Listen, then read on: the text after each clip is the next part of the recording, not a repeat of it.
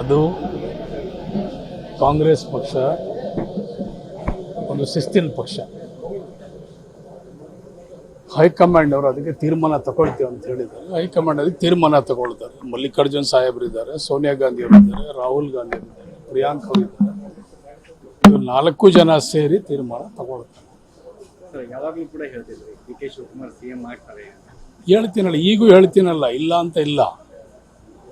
ಅದಕ್ಕೆ ಈಗಾಗಲೇ ನಾವು ಹೈಕಮಾಂಡ್ಗೆ ನಾವು ತೀರ್ಮಾನ ತಗೊಳ್ತೀವಿ ಅಂತ ಹೇಳಿದ್ದಾರೆ. ಅದಕ್ಕೆ ನಾವು ಬದ್ಧವಾಗಿರ್ತೀವಿ. ಏನಾಗ್ತಾರೆ ಅಂತ ಹೇಳ್ತೀವಿ. ಹೇಳ್ತಾ ಇದ್ದೀನಲ್ಲ ಸರ್, ಮುಖ್ಯಮಂತ್ರಿ ಆಗ್ತಾರೆ ಅಂತ ಈಗೂ ಹೇಳ್ತಾ ಇದ್ದೀನಲ್ಲ, ಡಿ ಕೆ ಶಿವಕುಮಾರ್. ಅದಕ್ಕೆ ನನಗೇನು ಬಿಡಿಸಿ ಹೇಳ್ಬೇಕಾ?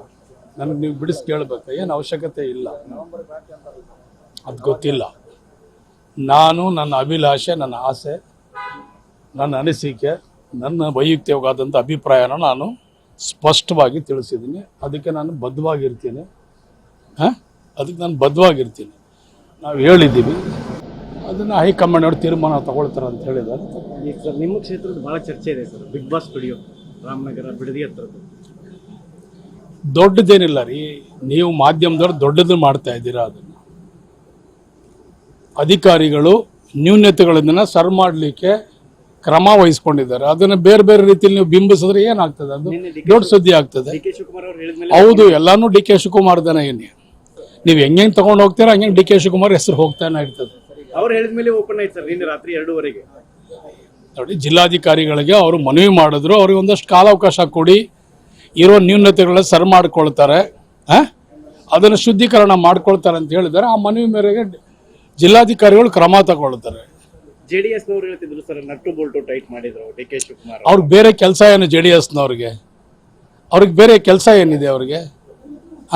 ನಮ್ಮ ಮೇಲೆ ಕೆಸರನ್ನ ಎರಚುವಂಥದ್ದು, ನಮ್ಮ ಮೇಲೆ ಅಪಪ್ರಚಾರ ಮಾಡುವಂಥದ್ದು. ಅವ್ರಿಗೇನು ಬೇರೆ ಪಾಪ ಕೆಲಸ ಇಲ್ವಲ್ಲ? ಅವ್ರಿಗೆ ಅಧಿಕಾರ ಸಿಗ್ತಂಥ ಸಂದರ್ಭದಲ್ಲಿ ಕೆಲಸನೂ ಮಾಡಲಿಲ್ಲ. ಈ ಕೆಲಸ ಮಾಡೋರಿಗೆ ಅವ್ರು ಸುಮ್ಮನೆ ನೋಡ್ಕೊಳ್ಳೋಕ್ಕೂ ಆಗಲ್ಲ ಅಲ್ವಾ? ಮಾತಾಡ್ತಾರೆ JDSನವರು, BJPನವರು ಮಾತಾಡ್ತಾರೆ.